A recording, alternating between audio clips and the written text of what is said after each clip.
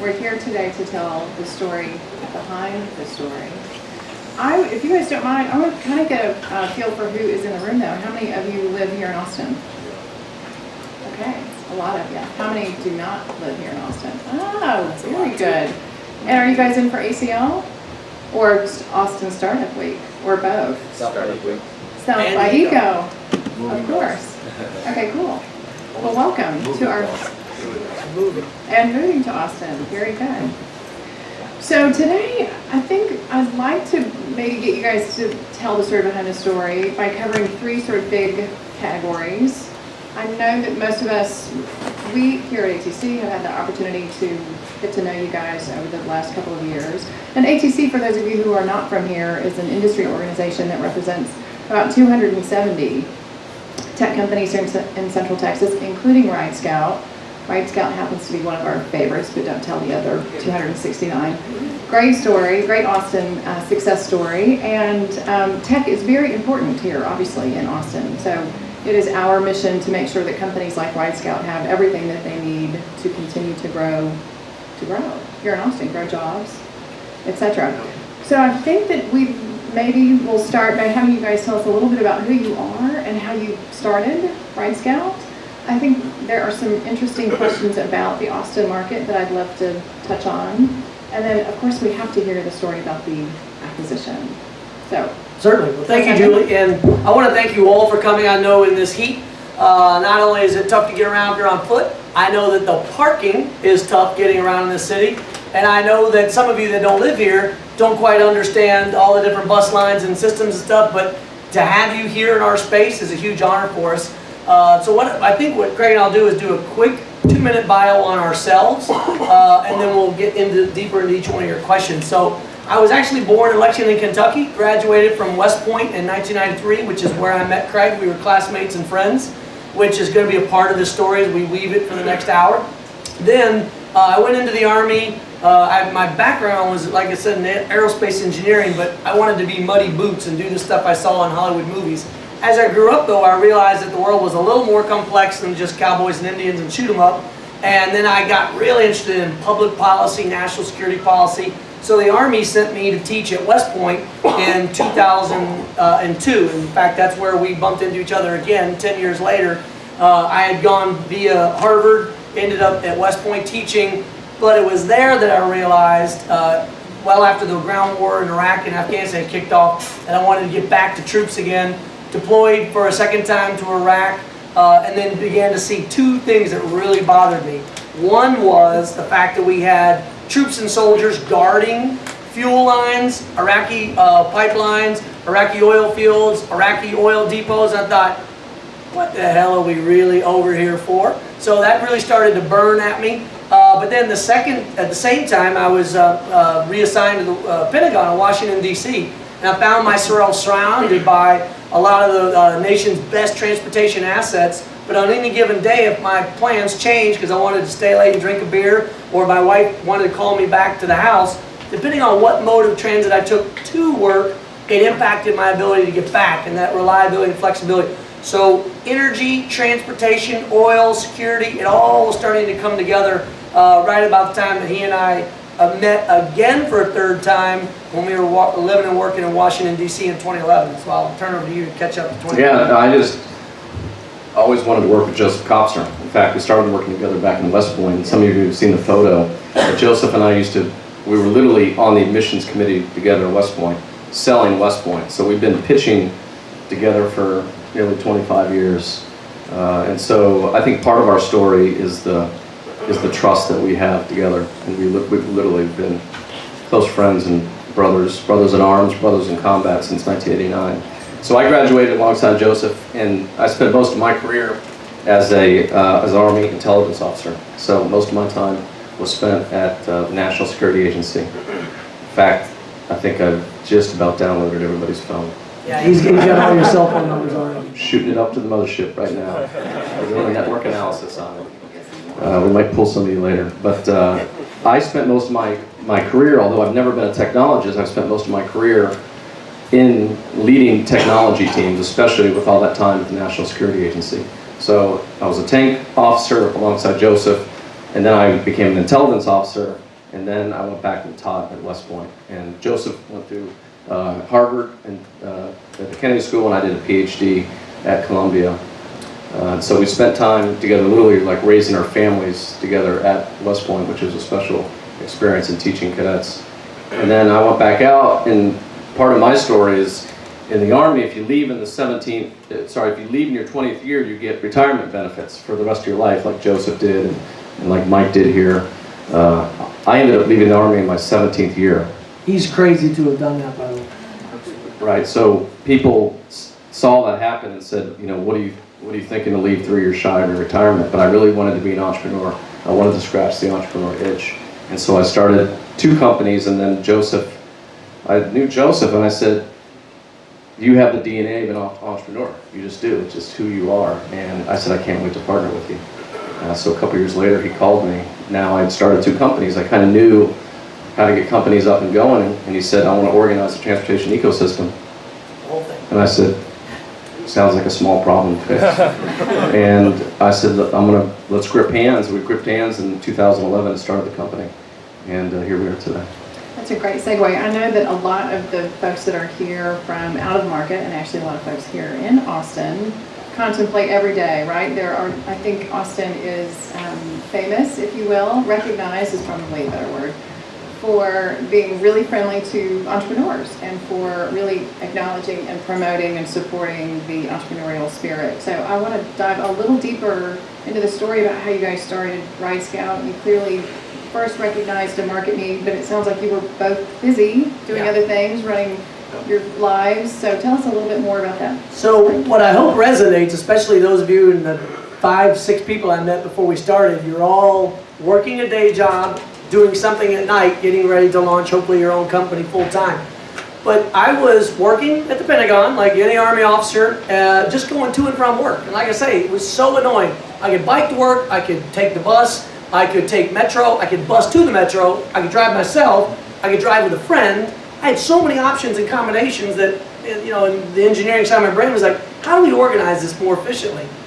And I just started as a hobby, like at night, nerding out on transportation. I'd go to the Metro website, I'd look at the schedules, then I'd look at timetables, and I'd estimate driving and parking. And so I was literally nerding out, just trying to do it. No background formally in transportation, but a long history of just good old-fashioned problem solving. And I wanted to be able to drink beer after work and not have to drive home. So there was some personal motivation, selfish. But as I was building this, we were literally sitting on the back porch of Jason Dempsey's house. It was my going away party, leaving DC, moving down to Austin. I had gotten a job teaching at the University of Texas. And I was describing this hobby I've been working on with Craig. He's like, dude, that can do more than just solve your own problem. We could turn that into a company. I'm like, you know, he's 3 companies into his life. And I'm like, I don't know the first thing about having to start a company. He's like, I do. And I know that you, like he said, have this drive. I said, whatever. I poo-pooed it. And then he didn't let up. And, you know, take it from there. Well, I mean, the investment, I've said this before, the investment was always in Joseph Kopser. Truly. And when I say about startups, especially when you're making angel investments in particular, you know, a great idea and a good team, or a good idea and a great team is usually sort of a trigger to invest. And Joseph was a great person with a great idea, so it was an honor to join him. And I'll never forget, I said, so here's what we're going to do. We're going to set up a joint checking account. Yeah, and this was all in the summer of 2011, that hot summer where Bastrop practically burned down. I had just gotten here. All I was thinking about was my new job teaching at the University of Texas, and he continues to email me, we're going to set up an account. We're going to set up an account. Right, so at the initial cash that I put in, I said, look, just socialize this idea a little bit, and I put $5,000 into a joint checking account. And Joseph, who, you know, has been on an Army salary, you know, his entire career, said, oh my God, dude, I can't believe you put $5,000. Which, hey, for those of you that still know that's a lot of money, I still remember that's a lot of money. So I looked at the checking account, and I'm seeing the activity within the account. And I think it was just about every single bar on 6th Street. and an iPad. He's like, do you mind if I buy an iPad? And he said, look, I've been talking to a lot of people about this idea, and it's really resonating. And so that was sort of the first deposit in, and then we started putting more money in to build a prototype. There's two key things to Julie's point about Austin that was unique to Austin, or unique to any city if you know how to find it, which was, so he is literally saying, you know, I think there's something there, why don't you put together a business plan?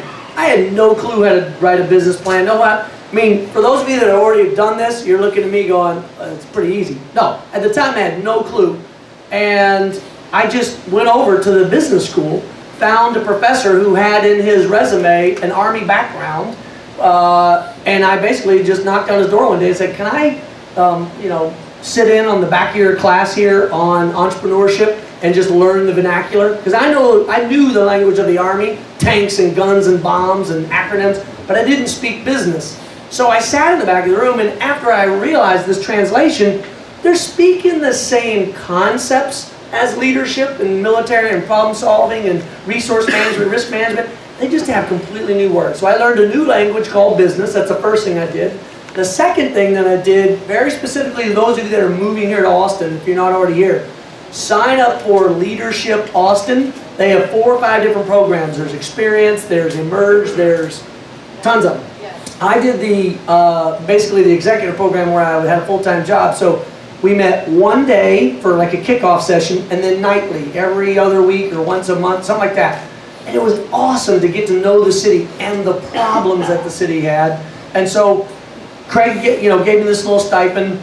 I then took these 2 classes I was in, and then I just started meeting every person I could, shaking hands, kissing babies, trying to find people to join this idea. Because at the time we are in this story, we were 2 people, 2 co-founders, and that was it, nobody. Yeah. One more quick question just to continue that for just a little bit, and then we'll get into the market piece. So, long friendship together, history of trust, a couple of other good tips for knowing how to start a company or when to take that leap, right?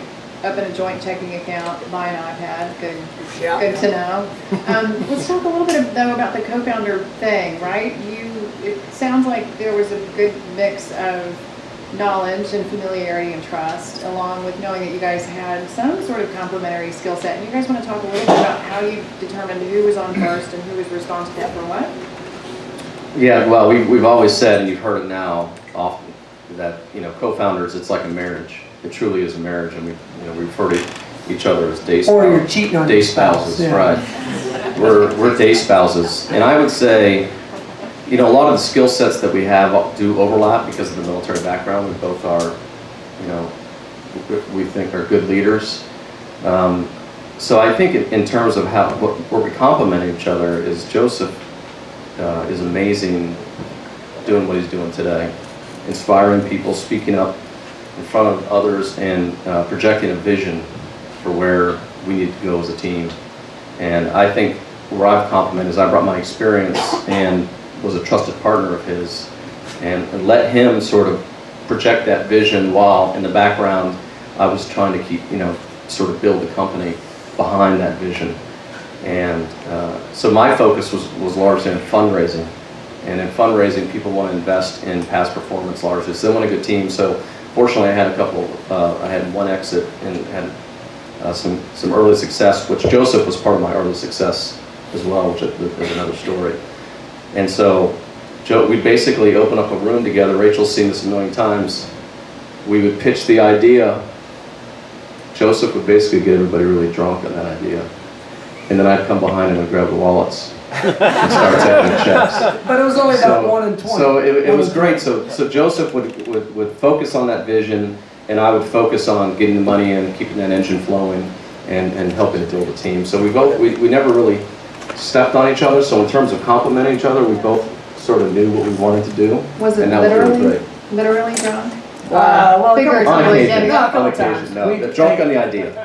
Well, we had that great event at your country club, and we had that great event at your house, and there was beer involved. Hey, we have built this company 1 beer at a time. Literally. We built it, the first money that he seeded into this account, because I had 0 disposable income to start this company. 0. To your point about how we complement. So he had just enough money, put $5,000 out, and he basically said, if it disappears, it disappears. But if we do something with that first seed money, let's talk about whether or not we need to go to the next step. And we did. The next step, after I socialized the idea with enough people and he felt confident enough, if you're the idea person or if you're the passion person in your organization, you're going to need 3 people, kind of like the Wizard of Oz going to see the wizard.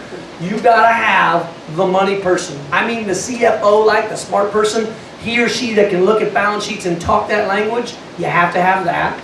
You have to have the legal expert.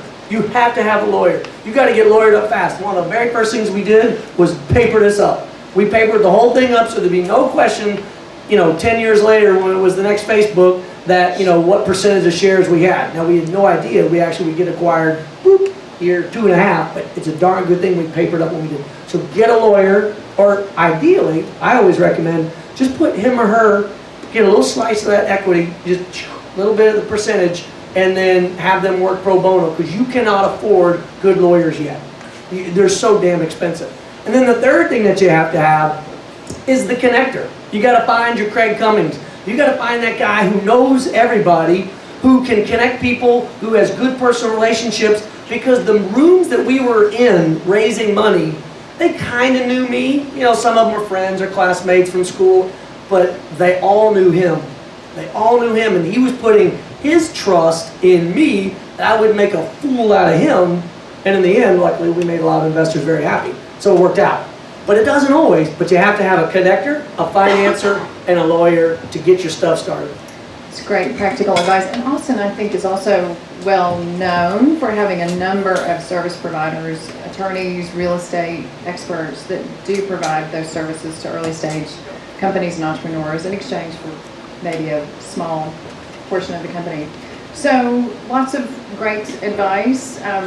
Find somebody you can trust, make sure that your skills are complementary, a little bit of seed funding, which is great. Make sure that you have the right service provider experts at your fingertips so that you can make sure that your financial and other legal needs are also being met. Let's talk about the big question, right? I think ATC met RideScout probably early or maybe even midway into your fundraising process. Capital is a huge ingredient, obviously, once you lay the strong foundation for a company. Let's talk first about why you guys chose Austin. I want to start really on a positive note, but I know the fundraising piece is a really key part of your story, especially as it relates to Austin. Tell us first why you guys thought Austin would be a great home for RideScout. Well, it's a happy ending now, but it had some very dark period. It had a dark period in the middle, which was, I moved down here and said to Craig, I'm like, my gosh, everything down here is startup and it's South by and it's entrepreneurs and it's this and this and this and this and this. But there was zero money to be had from capital for early seed phase. Zero. So we keep, pulling in money. Craig keeps pulling in the investors, and they all lived on the East Coast.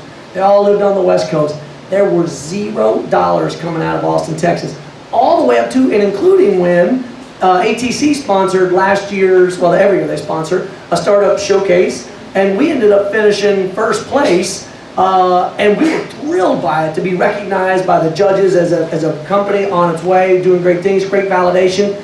Even after that, $0. That lasted all the way until last January. We met ATX Seed Ventures. They have a completely different model when it comes to investing. They understand the fact that you've got to finance, you've got to seed capital much differently than this town does right now. Or we can talk our game all day long, but if we're not seeding entrepreneurs at those $5,000, $25,000, $100,000, $200,000 levels where they need to be depending on their history, we're going to dry up, or worse, VC firms will come in, grab us, and then force people to move to either coast. And that's what nobody wants. But that's my insider story, so pick it up kind of in the middle there. I think that was great. I mean, we ended up raising in tranches of cash at different valuations, which some of you have seen before. We raised initially about it was $350,000 out of the gate in 2012 after South by. Then we raised a year later about $350,000. In the summer we raised about $700,000, and then we raised about another $1 million. So we did it, we tried to take just enough money that we needed to hit new milestones, and then we go out and adjust the valuation at the time. It's amazing sometimes when I think back. I'm going to have an honest moment here about all the investment that went in, and all we was a PowerPoint deck. And we built it. We built this MVP. So we ended up. It wasn't just $5,000. It ended up going to $50,000. And we built this prototype that I wish we almost had a copy of it today. But it was so horrible that we would have to have a standoff distance from people. No. So they wouldn't it was actually so horrible. see it. I didn't even really want to show it to him. Yeah. Like that's how bad it was. He's like, I paid $50,000 for that. I mean, but again, the work, now to the credit to the group that was helping us, the work they did was Herculean. I mean, we're talking about organizing all the world's transportation. Multimodal, public, private, social. To date, no one's actually done it. We're kind of literally on the cutting edge of doing it. But 3.5 years ago with this small firm that helped us start doing it, I mean, it was an MVP, but... Yeah, so I'm like, do not let anybody touch that. But it was enough that Joseph could hold it from a distance,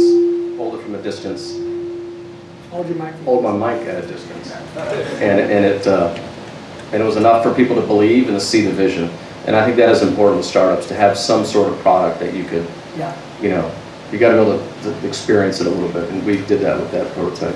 And I know the roadshow, even outside of that PowerPoint presentation, was pretty brutal. And roadshow, we haven't met an entrepreneur who hasn't experienced a mostly brutal roadshow experience, right? So can you tell us a little bit about that and maybe even offer a little bit of encouragement to our entrepreneurs who are here today? Encouragement? Yes. It might work. That's the encouragement. It might work. But you are going to travel. You are going to be rejected. You are going to be told no. Thank goodness I have teenage daughters. I've been told how terrible I am a lot. So I had thick skin going into this. But hotels, picking hotels, travel, Airbnbs, bad hotels, cheap hotels. And one time I got to stay on this guy's couch right over here in Houston. I slept on a lot of couches, a whole lot of couches. We should get food that day. You just got to get used to it. I mean, it's like selling a home. I think that you show your house on average, between 12 and 20 times before somebody actually buys it. It's the same way. You just get used to know, and we don't have any grudges against anybody who passed. Some people said, we want to interview you two and talk about the investors that passed on RideScout, and we didn't want to do that. I mean, just because it wasn't a news event for us to talk about who passed. But at the end of the day, what's interesting over the last month is Joseph and I were always raising money. Because even when you're not raising money, you're raising money, right? And, September 1st, there's this one perspective of us always trying to raise money. And then September 3rd, now everyone's trying to give us money, right? What are you doing next? What investments are you making? So it's not like it's fickle because it is based on success, but your whole world changes overnight post-transaction now. Whatever you can invest in, I want to invest in, so. Yeah, but there's some very practical things I would recommend. If you haven't tried the website contactually, find your favorite way to know contacts and keep them. And contactually is pretty cool because it reminds you every 30 days. So I'd be pinging different firms and I'd say, oh, this guy actually used to work at this firm and she knows the person that's here. We're going through all this. So that's the very first thing. The second very practical thing is get into as many incubator programs as you can as early as you can. So I was in Austin Technology Incubator. We were in the Clean Energy Incubator Program. We're a member company of Austin Technology Council. And then ultimately 1776, which is kind of a neat way to talk about this little. So there we were a year ago. We had raised over $1 million to that point. Not a red penny yet from Austin, Texas. And then Craig's kind of like, when are you moving to DC, which is where all the money is and all the opportunities? And so I said, okay. So I've literally lived out of a suitcase starting, I think it was August 22nd was my first trip last year. Lived in his basement. It's a nice basement, it's not too bad. But I lived in his basement. I'd fly in on Monday or Tuesday on Southwest, they had a direct flight, and then would fly back Thursday night or Friday. And I did that, if we weren't in California trying to raise money or New York City, did that for 13 months solid. My girls were pissed at me. My wife was mad at me. Again, she thought I was cheating on her with Craig, which in some ways I was.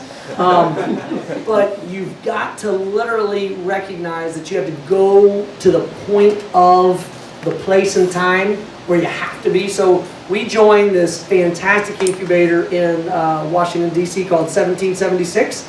where we met amazing talent like Joe. Joe, raise your hand. Olivia, raise your hand. Alexis, raise your hand. Rachel, raise your hand. Rachel's the last one I mentioned on purpose because she actually knew Craig from before. She moved from South America to come back to Washington, D.C. to join us when we were in 1776. That was a great incubator for us. But then over time, as we continued to build, went from one city, which was D.C., to 2 cities once we launched in Austin and then Chicago, and then San Francisco, and then Brooklyn, and then boom, on 9th of June, we launched in 69 cities across the U.S. in the way we had wickered our technology. And that's when these guys called us back up and go, okay, what's going on here with this RideScout thing? And I guess the comment I'd make about Austin is even though the investment dollars didn't flow out of here until actually this year, and this actually ends up being an Austin acquisition. So at the end of the day, the big check that came in was delivered via Austin from Germany through Austin. So that's a good news story for Austin. But as I look out and I see Grover in the other room. Grover, raise your hand. If you don't know Grover, you better know Grover. Yeah, and Grover and Mitch Jacobson and the entire community here, though they weren't writing checks, they were definitely embracing us and hitting the I believe button. And so that, ended up being exactly what we needed. So the cash from DC and so much support out of Austin. Yeah, and then ATX Seed Ventures, that group I mentioned earlier that's changing the model, they met us, they got to know us, and then they wrote a great check. They were the Austin money that came into this before we were acquired. So for them, it was kind of neat. It was a 4-month return on investment. So it was barely by the time they got to really know us and come to a couple events, we're like, oh, hey, we've got something for you. So it's kind of cool. Great transition into the next category, the final category, the fairy tale ending, if you will.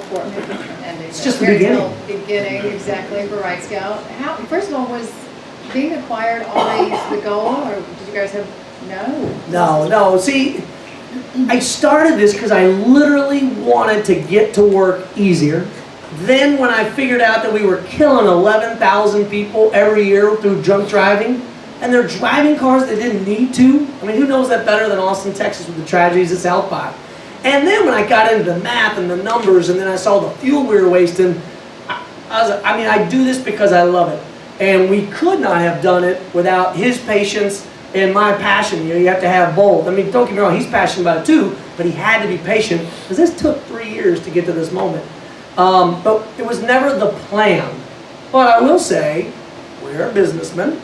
And when presented with the first opportunity to talk about possible acquisition, we listened.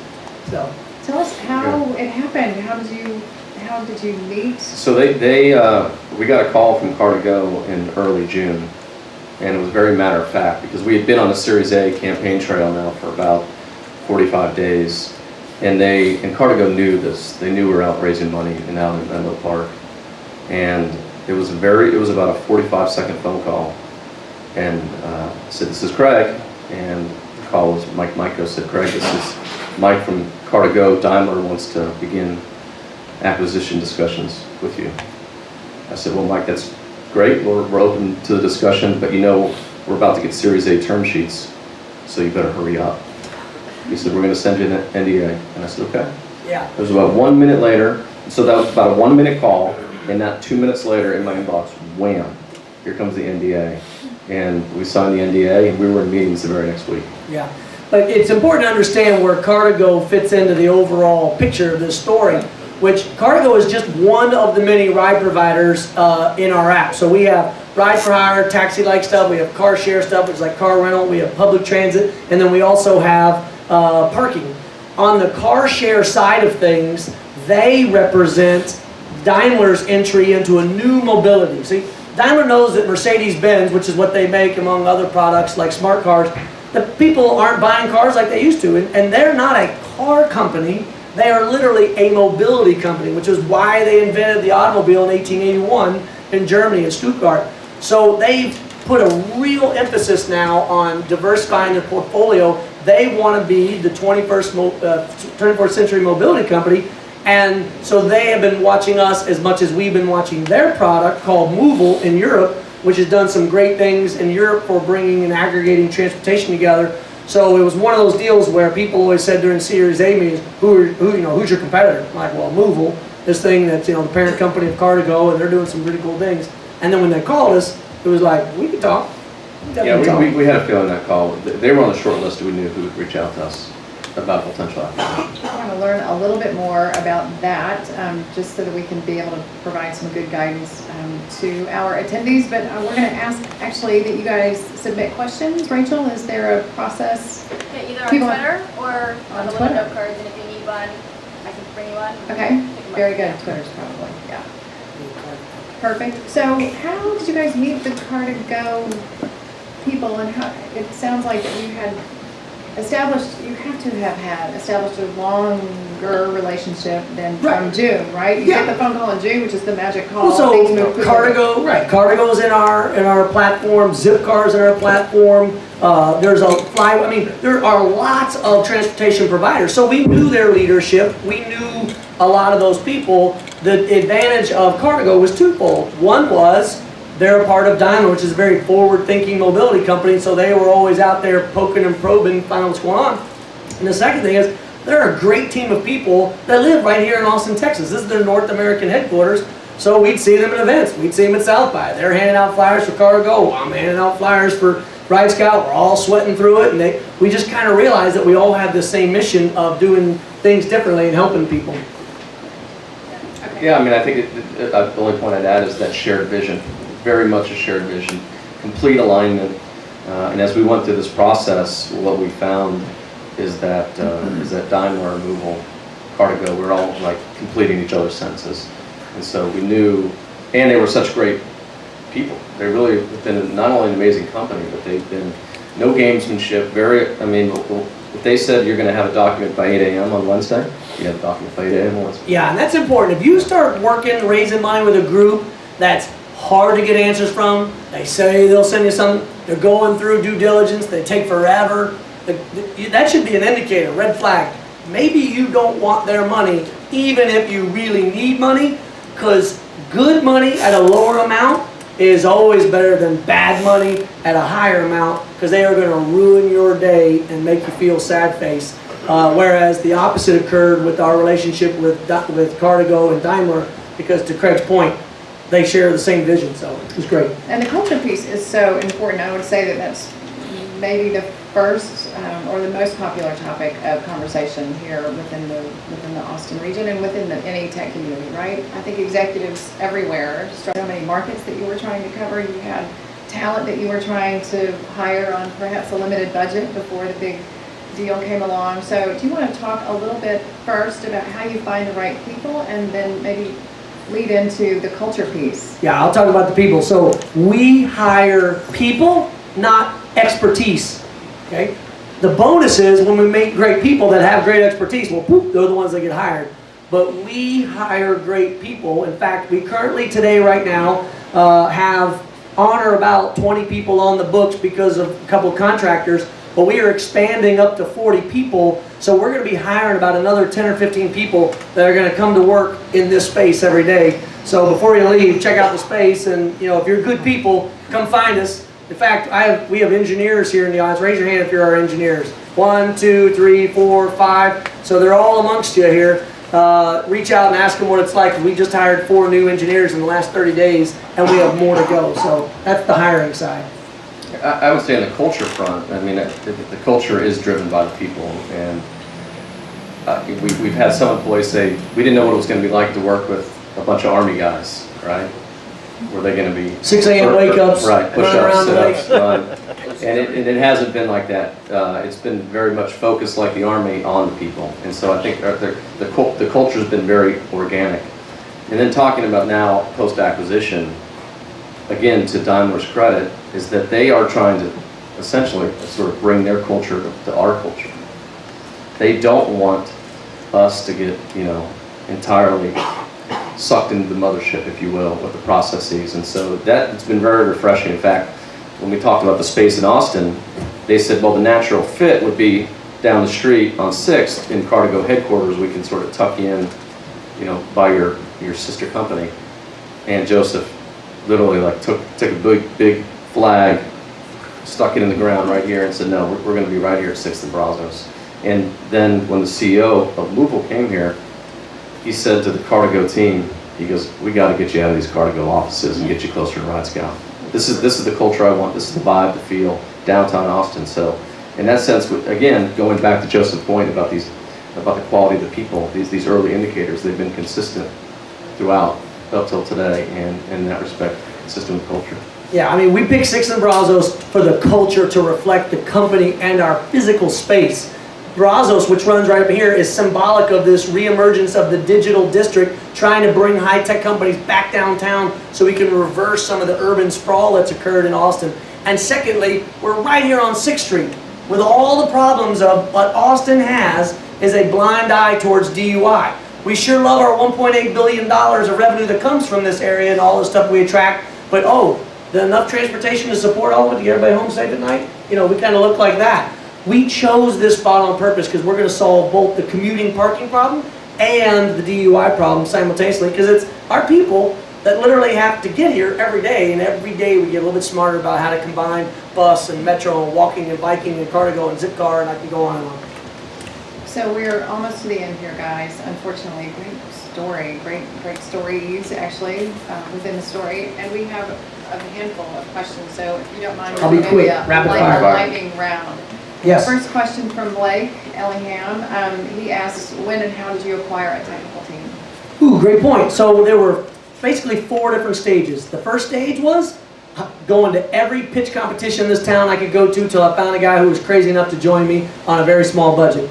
I was a very small group. Then we raised that first tranche, $350, here in town again. Found a young junior company of 3 or 4 smart developers that got together. Then the third group was when I had enough cash to go find Salit Milbrand, the founder of Slacker Radio, the in-dash system in Tesla. He lives here in Austin. There's amazing technical talent here, but at the 4th stage now is where we're going finding people I personally don't know what our engineers do, and that's my favorite, is to find friends of friends. Yeah, great advice. Okay, next question. Which single assumption from 2011 proved right, and which one proved wrong? Well, I think that if you look at the original vision, that there was Here no he goes again. Uber really wasn't hot back then, right? I mean, so imagine a world with no one knows what Uber is, and the idea was we're going to create a platform for all this very fragmented industry of transportation. We're going to create the platform and put it all in one place in RideScout, and people just didn't know what we were talking about. That's why it kind of made hard to raise money initially.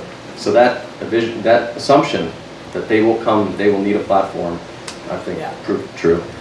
The biggest assumption we got wrong, I was like, this idea is so brilliant, all we need to do is make it and the whole world will use it. I mean, I literally thought going into this that it would be that easy. Oh, just make this product, it's really easy, you don't even have to market it, it'll market itself. No, I don't care how passionate you are, you have to have all the systems in place, and that was huge for me. Great lead-in for the next question. How did you guys go up against Google Maps? Well, so really we haven't gone up against them. We embraced them from the beginning. We use their routing and their places solution. But what we don't want to do, though, is be solely reliant upon Google. Very early on, 2.5 years ago, we got an introduction to their Google Ventures, and they're like, nah, not interested. We don't really. Of course, they then went on to buy Uber, and then they went to do some other stuff.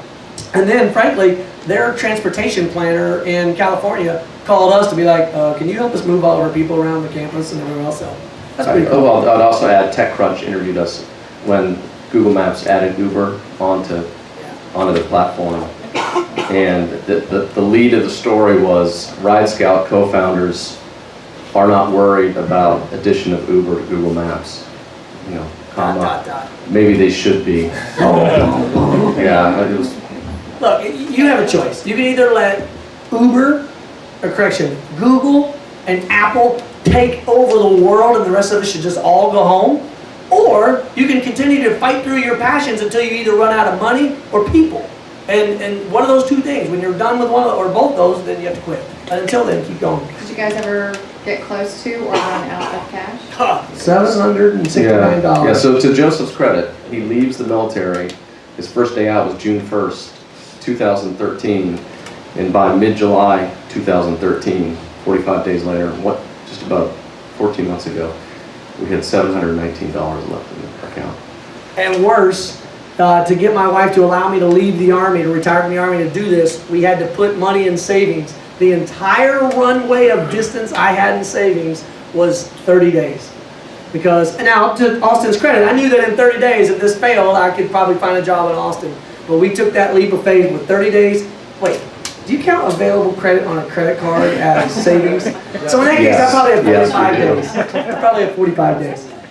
Okay, the next series of questions actually are about funding and equity. The equity piece is always an important and critical question, right? How did you guys ever get concerned about the amount of equity that you were trading away for cash? And if so, any advice to our entrepreneurs for navigating that? Real quick, give as much of it away as you need to build it, because if you have 100% of nothing, you got squat.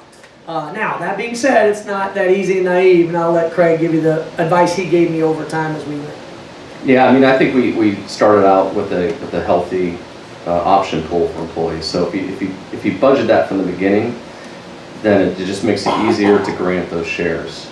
But equity is such a delicate conversation in general, because once you say a number to somebody, they say, well, Mike, I might be able to, you might be like 1 to 2 points. Boom, he writes down 2 points. 2 points, right? You know, you're not 1 point anymore. So those conversations are very delicate, and you do have to, I think you have to set expectations around equity for employees. And what I tell a lot of people in general about joining a startup. So Joseph and I are the co-founders. We have the majority of the equity in the company. And if you can get on this team and you can get even just a small piece of equity, right? Just a small piece from, 0.2 to 1. And this becomes a win, which it will be, which we said this will be a win, then your next thing is going to be your big thing, right? The next thing, everyone's going to be wanting to invest in you. So you don't have to one-step it. Joseph one-stepped this, right? He got out, boom, co-founder, success, exit. But I think for some people, it doesn't happen very often. But getting into a startup and sort of seeing how the startup works, seeing how you raise money, getting to know the culture and the rhythm, and then you have an exit, and then you take that success. Now, pretty much anybody on our team is going to be invited into a more senior position or co-found a company, and so that is exciting for us, for them to have that opportunity. Yeah, and that's a very real point, which is even though some significant players on our team that we've just added in the last 6 to 9 months don't have huge, giant numbers, more than 2, 3, 4%, the fact of the matter is they have something that long-term is even more valuable, which is not only the experience and reputation of taking the company acquisition and beyond, but they have us in our corner, in their corner. We'll come out swinging for them with anything they ever come in the door and say, I need help with this, I need an opportunity here, I need a resource here, I need introduction there, and we'll be there for them. So the next funding question actually has to do with the funding environment itself. We can assume that it's changed pretty significantly, even in the 3 years or 2.5 years that you guys have started and sold RideScout. Actually, I was just on a call this morning where this was the #1 topic of discussion. There are lots of predictions about the very quickly evolving state of mostly venture capital, but I think there are some questions out there also about seed funding. So the question is, have you guys experienced any sort of shifts as it relates to how VCs or even seed investors are funding companies, and is that of concern to you moving forward? I would say since when we first started, the environment for seed investments has definitely increased, and I wouldn't say it's easy to raise seed money, but it's pretty easy to raise seed money right now.